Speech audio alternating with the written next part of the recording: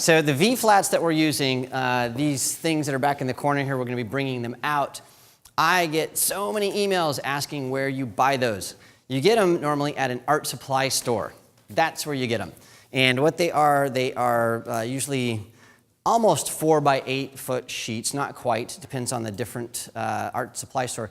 But they're foam board panels or foam core panels. And these are used usually to build like architectural models. They'll slice them up with razor blades, or they're used for backings, for matting, prints, and things like that. But you can get these in very large panels. So that's where you get them.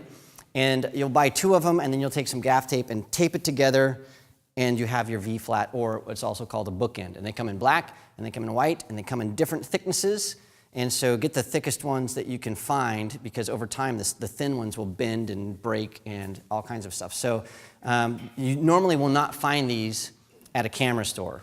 You'll find them at an art supply store. So I hope that helps people out there that are going, where do you buy a bookend? You buy the pieces and you make it yourself. The pieces normally range from $12 to $20 per panel. So one of these things is going to cost you between $20 and $40, depending on the thickness and the size of the board. And the nice thing is they can be used as reflectors, and you can slice them up with a razor blade and make just about anything you want out of them. So that's what a bookend is. Okay, so John is going to come out here. Actually, you know what? I need to diagram this before we start. And it looks a little messy up here, and that is because we have so much going on, we didn't have a way to put all these lights up in an orderly fashion. So bear with us. So here's what we're going to do. Here's the lighting diagram that we're working with.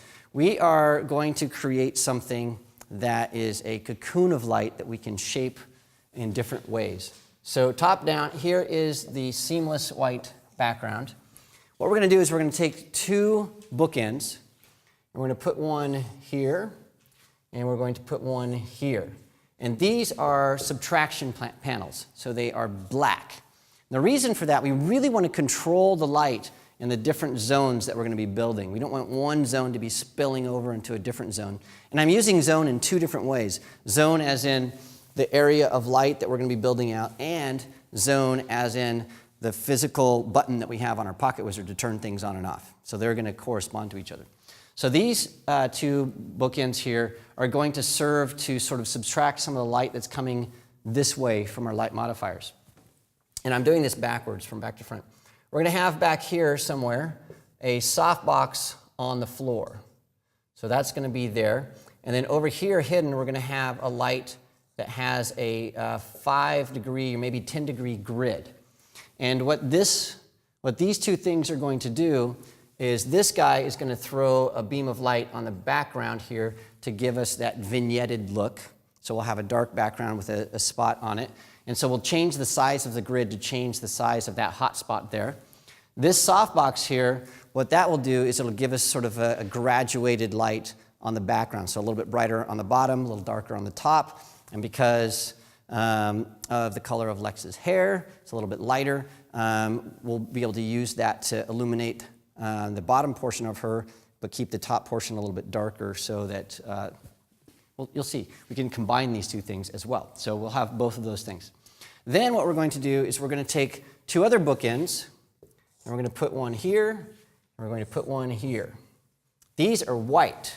These are white bookends. And then we're going to put a light here and a light here.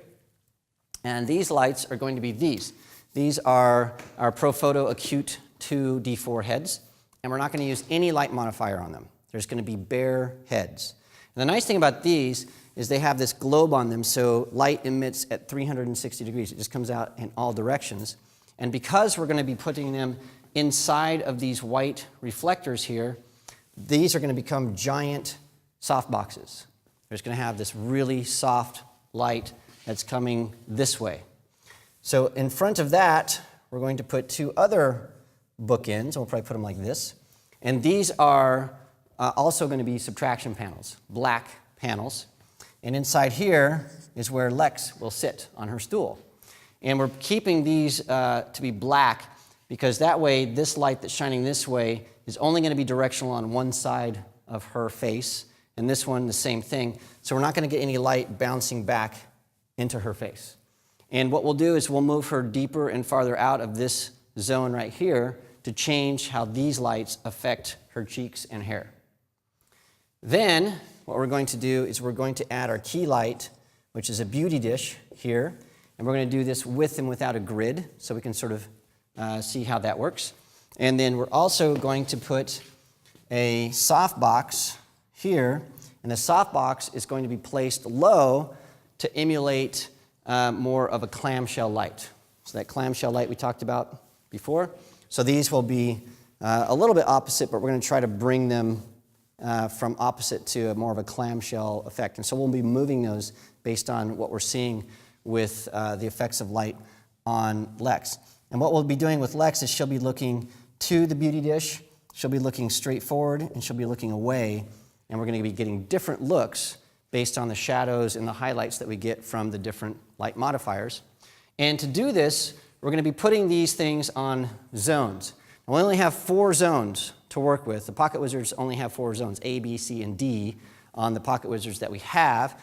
If we had, these guys don't have, we normally use the ProPhoto Air system, which is another radio trigger, which has more zones than that. It goes all the way A, B, C, D, E, F. But these guys don't work with a ProPhoto Air system, so we're using a different system. So what we're going to do here is we're going to put the key light. We're going to leave this on because we're going to shoot with it almost all the time. So that's not going to be on it'll be on zone A because it has to be on a zone. And then we're going to keep the fill light here on zone A. So these two on zone A. And the reason for that is if we want to turn one of these lights on or off, we can just do it. We can just turn it off physically. These lights right here are going to be on a ProPhoto Acute pack, so it's going to be connected to both of those. And this will be on zone B. This guy right here we'll put on zone C, and this one here we'll put on zone D. And so what we'll be able to do is with our camera out here, we'll be able to turn B on and off, C on and off, D on and off to get different looks from the background and from the fill. And then from these, we'll just physically turn one of these on or off to change how those look. All right, so that is the look. So as far as metering is concerned, what we want to do for this is we want to have our key light. I want to meter that around F11 for depth of field. We might take that down a bit so we have a little bit shallower depth of field. In this environment here, what we discovered is we have so much light floating around. We need to keep our aperture closed just a bit to try to restrict that. What we'll do with this light here, this fill light, we're going to dial that in to about -1. So about 1 stop less than our key light. These guys right here, what we want to do is we're going to start them at +1 or just even. So we're going to sort of gauge that based on the look we're getting. I'm guessing we're going to keep these a little bit more toward even than the brighter because we want nice soft light on the coming in from this direction. This light right here, we want it to be even or a little bit brighter because we want it to be to compete with our key light. So we want the light on our background to give us a white background, or by keeping it at even or a little bit less, we can make this background different shades of gray. Dark gray, medium gray, white. So we can adjust the output of this light to taste, to a lot of to taste. This guy right here, we're going to make it even. So we want it to just give us a vignette there, so we'll keep it even with F11. So this should measure F11. This should meter around F11, maybe a little bit more. This guy right here should meter from the back of Lex's head around F11, maybe 13 or 16, depending on the look we get. And then this guy right here should be metering at 8 or 9 around there, so a stop less. All right, any questions on what we're about to do? Okay, yes? Are we adding an overhead light? Are we going to be adding overhead lights? Yeah. No, not on this. Everything here is going to be at cheekbone level and below, except the beauty dish. The beauty dish will be above. So this is a lot of light down low, actually. This is really cool. Okay, we have questions online. Well, Save Sea Cucumbers wanted to know, what are you calling this setup again? What is this setup called? Oh, this is Mr. Toad's Wild Light. That was Jim's name for it. I said it's like Mr. Toad's Wild Ride at Disneyland, and it was renamed. Yeah, Mr. Toad's Wild Light. Yeah, that's what it's called. Yes. What would you typically use this setup for? Who would hire you to do this? Beauty shots. So anybody that's doing hair and makeup, retouchers do this. Somebody that wants to have spectacular pictures of eyes, lipstick, eyelashes, that type of stuff. Jewelry, maybe necklace distributors. So these are all tight beauty shots. Definitely beauty shots. Yeah, that's what these are made for. Okay, we're gonna go, and this is gonna get a little bit hairy on this. I'm gonna tell you that right now because we're moving a lot of stuff in a very small space. And I was talking to John about, I'm used to working in a little bit larger space. So the space I'm working in normally is about 70 feet by 30 feet. And when I'm doing stuff like this, I go to a studio called Loft 19, and it's just the working area is 3,000 square feet. So I'm a little spoiled in that sense. So we started setting this up, and it was like, oh yeah, this is very, very small. So we're just gonna do what we can, and it's gonna be awesome. All right, one other thing I wanted to start with before we do anything is I wanna tell you how I measure things. And so in my notebook, and I wish I had it with me, I could just flip through the pages and show you.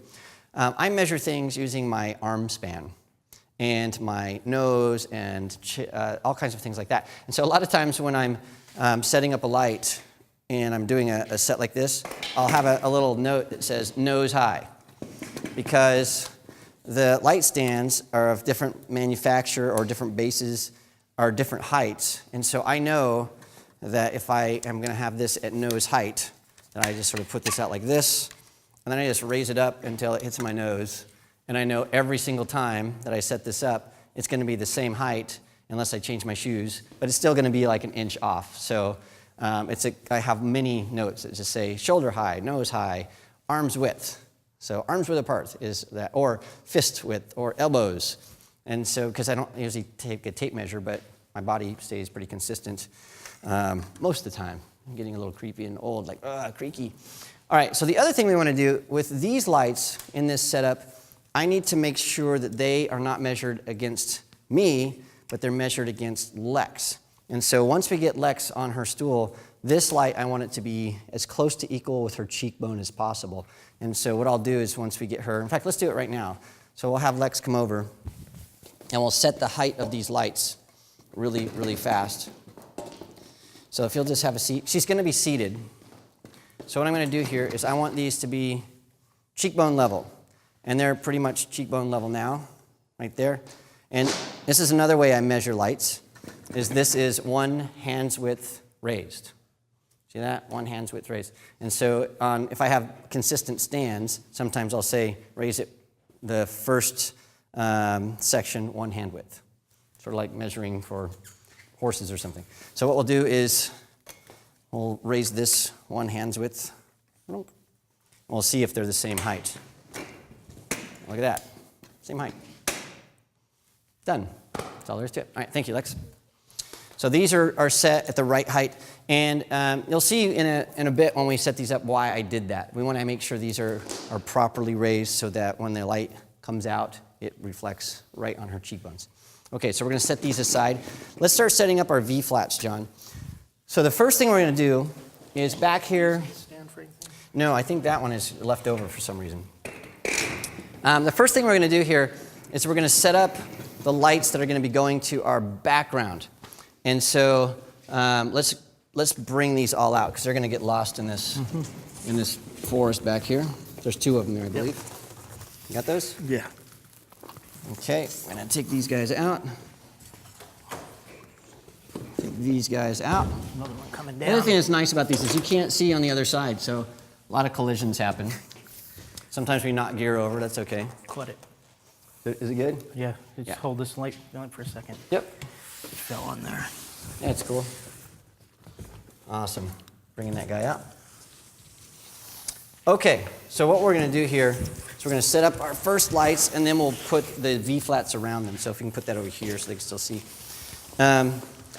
This guy right here, we're going to leave it about where it is. Now, because we don't have a lot of space, we can't put this where I normally would put it. So normally I'd put this out a little bit farther away from the background because when it's this close, when it shines on the background, it's not going to give us a circle. It's going to give us an ellipse. And so what I'd want to do is bring this out about right here to give us a circle. But because we're pretty constrained for space, we're going to deal with the ellipse. Okay? So that's one light. We're going to leave it about there. This guy right here, what we need to do, there's an apple box. Yep. Give me that. We want to tilt it up. And so you don't always have to put a light on a light stand. You can stick them on all kinds of things. So I'm going to just stick this apple box here. Stick this down here like this. And then we will just call that good. Just like that. And it's just going to shine light up on the background. Okay, so then what we'll do is we'll take this guy here. And we are going to put it right in here. And John, if you can help me get this over a little bit.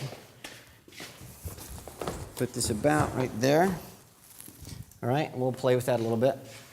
And then the next thing we're going to do is we're going to start getting our middle V-flats. So we're going to have to move all these V-flats that are behind here. Completely blocking this light there. That's better. Yeah, and we'll adjust as we go. Do you want to build one side first, or? Yeah, we're going to build this side. So if we can move those that way a little bit. Do I have them all? I think so. Yeah, you can come on out. You can come help us. Yeah, if you can help John get those guys. Where we will go? This is one of those secret people that nobody ever gets to see that's behind the scenes helping out. We're going to duplicate that, so I'm going to take one of them here. Yeah, we're only going to build this side right now. Yeah. Yeah. So we're just going to keep one there for you, and I'll take these out of the way. Yep. Yeah, we'll just put this against the side there, just for now. Okay, so this guy, I know that I want it to be about an arm's width wide. So I've measured this out. So about like that. I'll scooch it over so it measures up. There we go. Good. Okay, so inside there, I want to take this guy, and I need a distance to measure to make sure that these are both inside the V-flats equally. So I'm going to twist this so that this light matches up to that leg. And then I can roll this in here, and when that leg touches, I know that if I do the same thing on the other side, these are both going to be at the same depth in this little V-flat. So I've got these about wrist wide, and then the V-flat is adjusted exactly right. And if I need to change that a little bit, that's fine, but that'll give us a starting point. And then the next thing we're going to do here is finish out this front V-flat. So we need to move that out of the way. We knew this was going to be fun inside this space. Yeah, if we can move it to the edge, that'd be great. Just lift it up, just like that. And then we're going to put this guy back right here. Is that still black? Yeah. Put this back there like this. Just like that. Okay, and then if we can roll that back just a hair.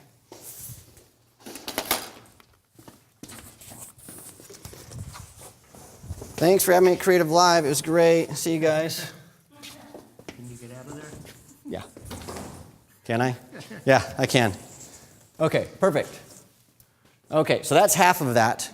And then Lex will be here, just like this. And then we're going to light her with the beauty dish. So Lex, where did Lex go?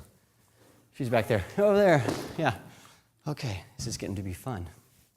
All right, if you'll have a seat right there. Now, realize we're only building out half. Yeah, I want to run that cable out while you can to the cube pack is on. Oh, yeah, we will. So let's build out. We're going to build out and you're going to be this way. This way. Yes. Thank you. So this will be our fill light eventually. And then this guy here, I'm at the edge of the lava zone here, they tell me, is our key light. So we'll move it over here like this. And we're going to raise this up so it's just above her face, like that. And then, once we have that set, we will also set our fill light over here. And I've just got a D1, and this is like a mini boom arm here. We want to get this sort of clamshelly light, like that. We're sort of putting these near where they're supposed to go at this point. just near where they're supposed to go. Putting this out. We like to do it live. Awesome.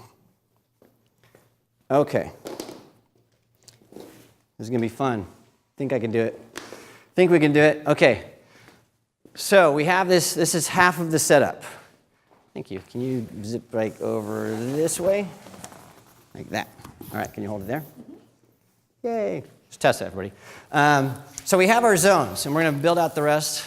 We're going to build out the rest of this. Softbox, we have a grid hidden back there. We have these two very soft lights. And I can see right now we're going to have to move Lex over a little bit.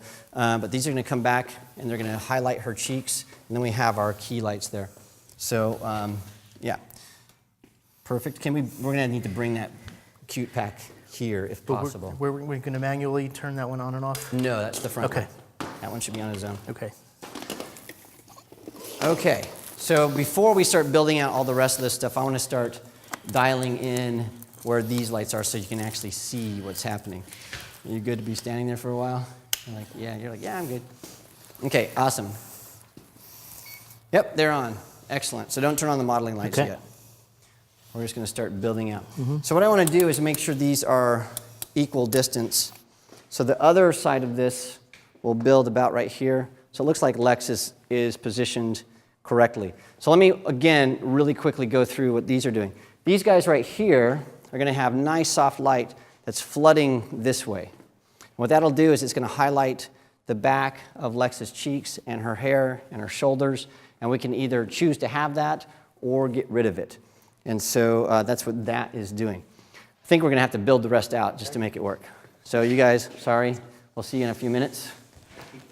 And if you'll get this one and just go all the way forward. There we go. Thank you.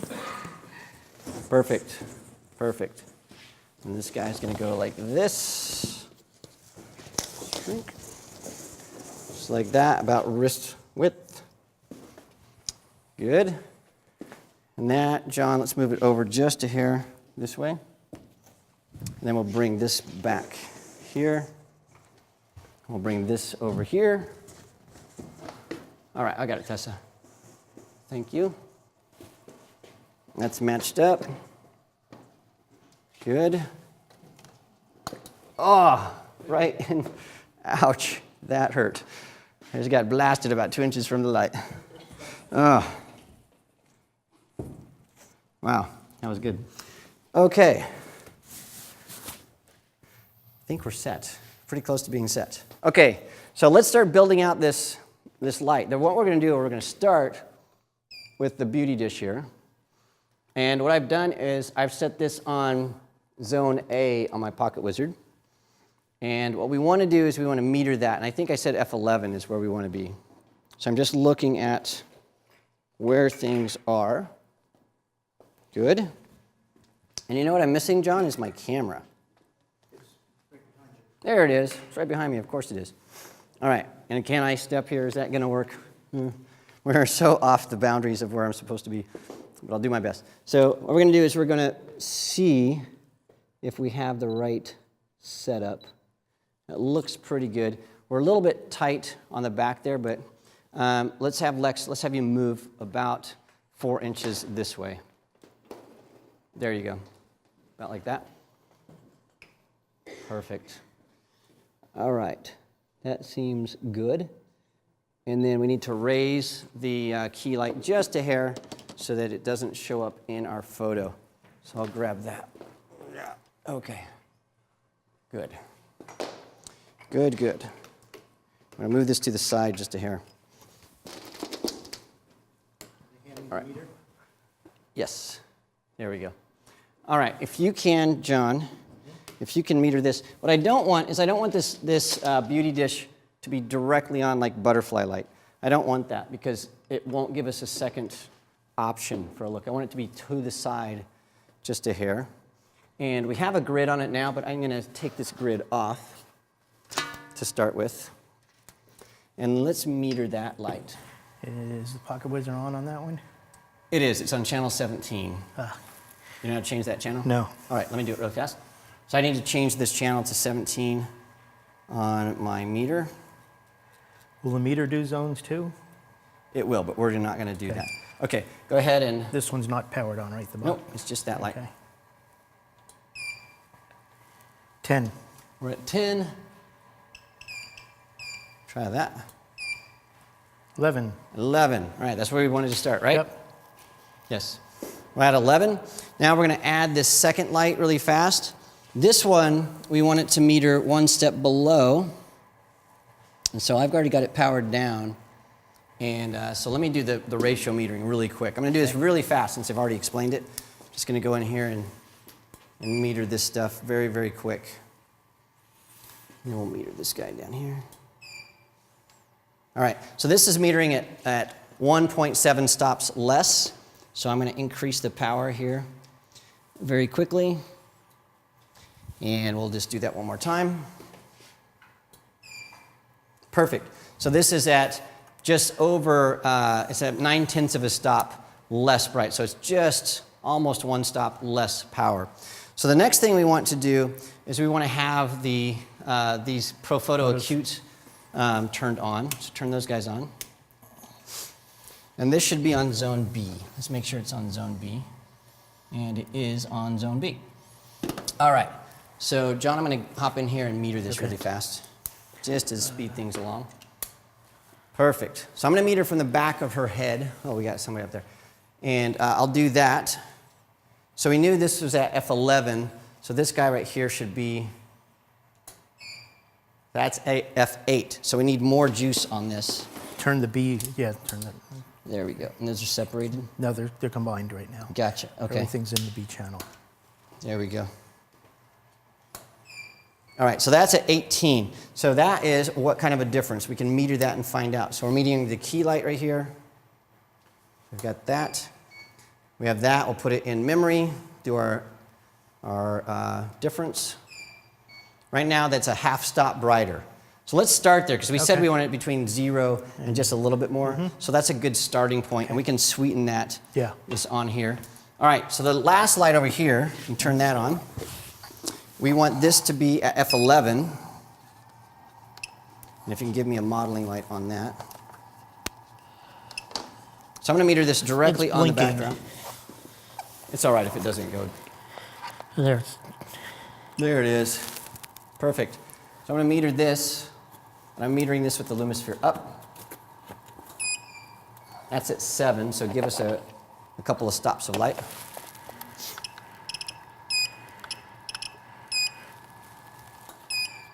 Okay, that's 9, so give us one more stop. We'll go with that.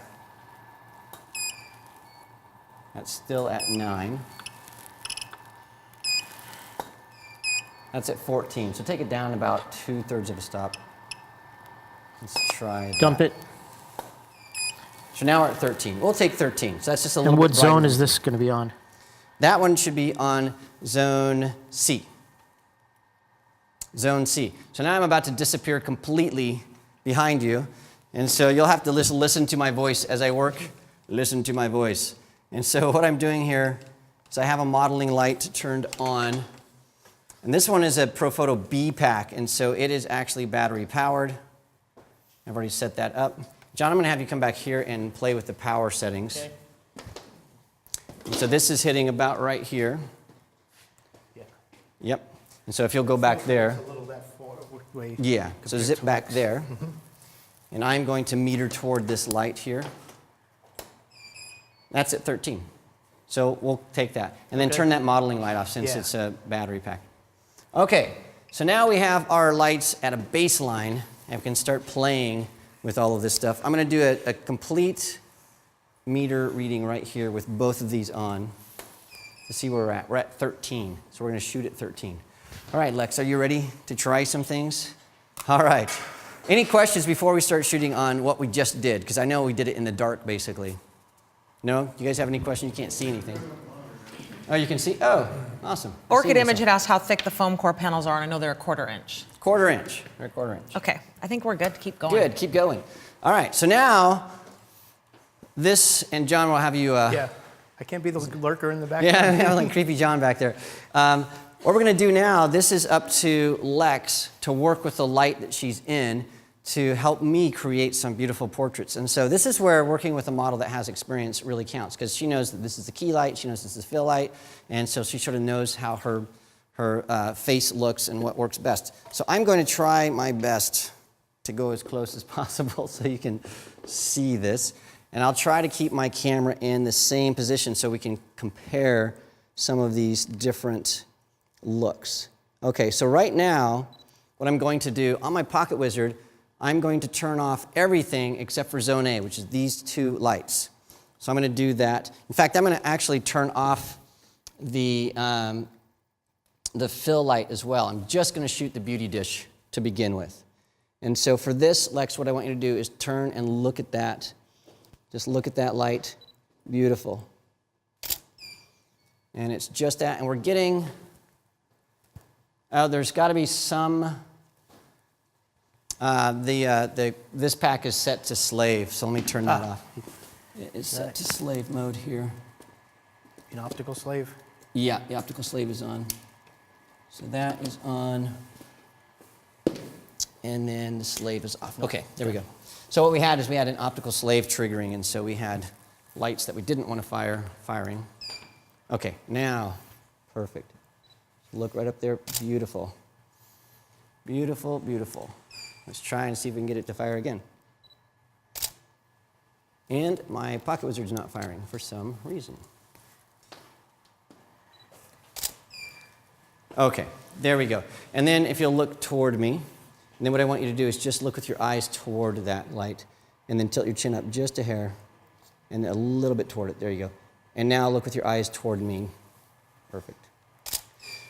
Okay, we're just playing with some of the shadows here, and we'll bring this up on the monitor. I can't see the monitor, but what we can see is when we compare these two photos back to back, I love the one where she's looking straight at the light.